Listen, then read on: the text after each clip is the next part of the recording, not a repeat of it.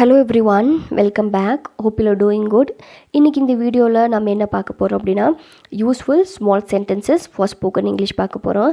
And today with day class 4 we gonna see 25 useful small sentences. அண்ட் இந்த 25 சென்டென்சஸுமே நம்ம spoken இங்கிலீஷில் நம்ம இங்கிலீஷ் ஸ்டாண்டர்ட் இம்ப்ரூவ் பண்ணுறதுக்கும் சரி, நம்ம இங்கிலீஷ் ஃப்ளோவை இம்ப்ரூவ் பண்ணுறதுக்கும் சரி ரொம்ப யூஸ்ஃபுல்லாக இருக்கும். ஸோ இந்த வீடியோவை ஸ்கிப் பண்ணாமல் லாஸ்ட் வரைக்கும் பாருங்கள்.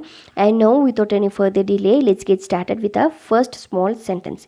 And the first small sentence is when shall we go.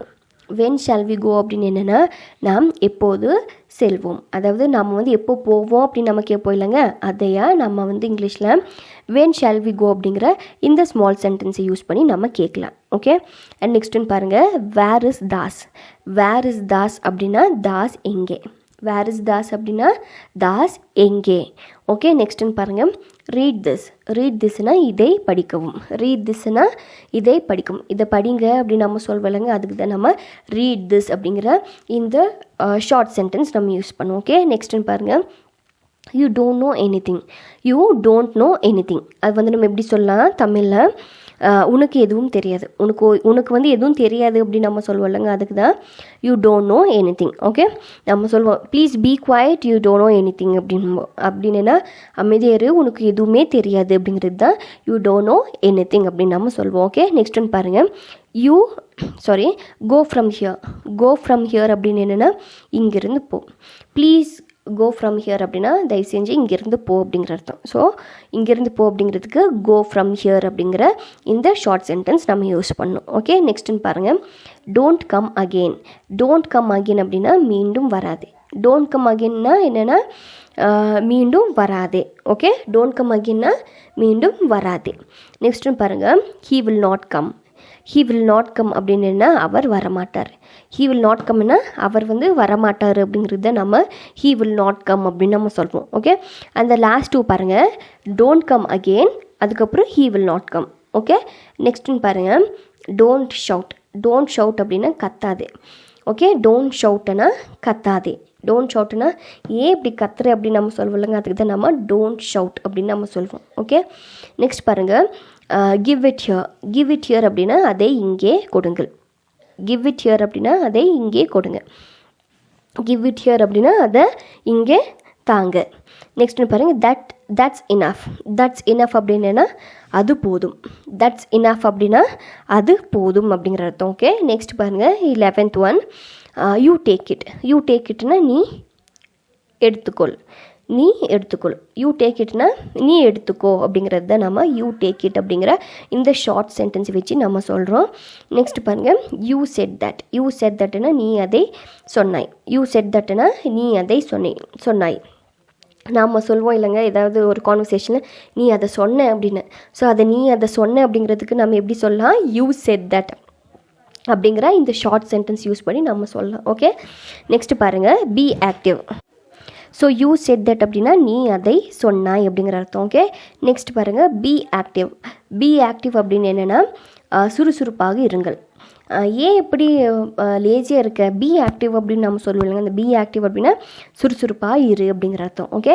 And நெக்ஸ்ட்னு பாருங்கள், தட்ஸ் ஓகே. தட்ஸ் ஓகே அப்படின்னா பரவாயில்ல. தட்ஸ் ஓகே அப்படின்னா பரவாயில்ல. ஓ தப்பு பண்ணிட்டியா, தட்ஸ் ஓகே அப்படின்னு நம்ம சொல்லுவேங்க. அப்படின்னா தப்பு பண்ணாலும் பரவாயில்ல அப்படிங்கிறது தான் நம்ம தட்ஸ் ஓகே அப்படிங்கிற இந்த ஷார்ட் சென்டென்ஸ் நம்ம யூஸ் பண்ணுவோம். ஓகே. நெக்ஸ்ட் பாருங்கள், டிரைவ் கேர்ஃபுல்லி. டிரைவ் கேர்ஃபுல்லி அப்படின்னா ஜாக்கிரதையாக ஓட்டு. ப்ளீஸ் டிரைவ் கேர்ஃபுல்லி அப்படின்னு நம்ம சொல்லுவாங்க. அப்படின்னா தயவு செஞ்சு ஜாக்கிரதையாக வண்டி ஓட்டுங்க அப்படிங்கிற அர்த்தம். ஓகே. டிரைவ் கேர்ஃபுல்லி அப்படின்னா ஜாக்கிரதையாக ஓட்டு அப்படிங்கிற அர்த்தம். நெக்ஸ்ட் பாருங்கள், ஸ்லீப் தேர். ஸ்லீப் தேர்னா அங்கே தூங்கு. ஸ்லீப் தேர் அப்படின்னா அங்கே தூங்கு அப்படிங்கிற அர்த்தம். அண்ட் நெக்ஸ்ட் ஒன் பாருங்கள், 17th one, they want you. They want you அப்படின்னு என்னென்னா அவர்கள் உங்களை விரும்புகிறார்கள் அப்படிங்கிற அர்த்தம். தே வாண்ட் யூ அப்படின்னா அவர்கள் உங்களை விரும்புகிறார்கள் ஆர் அவங்களுக்கு நீங்கள் வேணும் அப்படிங்கிற அர்த்தம். ஓகே. நெக்ஸ்ட் பாருங்கள், what is this. What is this அப்படின்னு இது என்ன. வாட் இஸ் திஸ் அப்படின்னு நம்ம சொல்லுவாங்க. அப்படின்னு என்னென்னா இது என்ன. ஓகே. நம்ம இது என்ன அப்படிங்கிறது நம்ம இங்கிலீஷில் வாட் இஸ் திஸ் அப்படிங்கிற இந்த ஷார்ட் கொஸ்டின் நம்ம கேட்போம். ஓகே. நெக்ஸ்ட் பாருங்கள், கெட் அப். கெட் அப் அப்படின்னு எழு. கெட் அப் அப்படின்னா எழு அப்படிங்கிற அர்த்தம். நெக்ஸ்ட் பாருங்கள், ஐ எம் கோயிங்கன்னா நான் போகிறேன். நான் போகிறேன், நீ வரையா இல்லையா, நான் போகிறேன் அப்படிங்கிறதுக்கு தான் ஐ எம் கோயிங் அப்படிங்கிற இந்த ஷார்ட் சென்டென்ஸ் நம்ம யூஸ் பண்ணுவோம். நெக்ஸ்ட் பாருங்கள், டேக் மைன் அப்படின்னு என்னென்னா என்னுடையதே எடுத்துக்கொள், என்னோடதை எடுத்துக்கோ அப்படிங்கிறது தான் நம்ம டேக் மைன் அப்படிங்கிற இந்த ஷார்ட் சென்டென்ஸ் நம்ம யூஸ் பண்ணுவோம். அண்ட் the 22nd ஒன் என்னென்னா லுக் அஹெட் அப்படின்னு என்னென்னா முன்னே பார். லுக் அஹெட் அப்படின்னா முன்னே பார். நம்ம வந்து லைஃப்பில் எவ்வளோ நமக்கு பிரச்சனை வந்தாலும் ஆப்ஸ்டக்கிள் வந்தாலும் நம்ம என்ன பண்ணணும், முன்னே நம்ம ஃபார்வர்ட் போயிட்டே இருக்கணும். அந்த முன்னே நம்ம பார்க்கறதுக்கு தான் நம்ம வந்து இந்த ஷார்ட் சென்டென்ஸ் யூஸ் பண்ணுவோம், look ahead. Okay. And next one பாருங்கள், கீப் ரீடிங் அப்படின்னு என்னென்னா தொடர்ந்து படிக்கவும். கீப் ரீடிங்னா தொடர்ந்து படிக்கவும். ஓகே. நெக்ஸ்ட் பாருங்கள், கம் பேக் இமீடியட்லி அப்படின்னா உடனே திரும்பவும். இப்போ வந்து நம்ம ப்ளீஸ் கம் பேக் இமீடியட்லி அப்படின்னு சொன்னால் என்ன அர்த்தம், தயவு செஞ்சு உடனடியாக திரும்பி வாங்க அப்படிங்கிற அர்த்தம். ஓகே.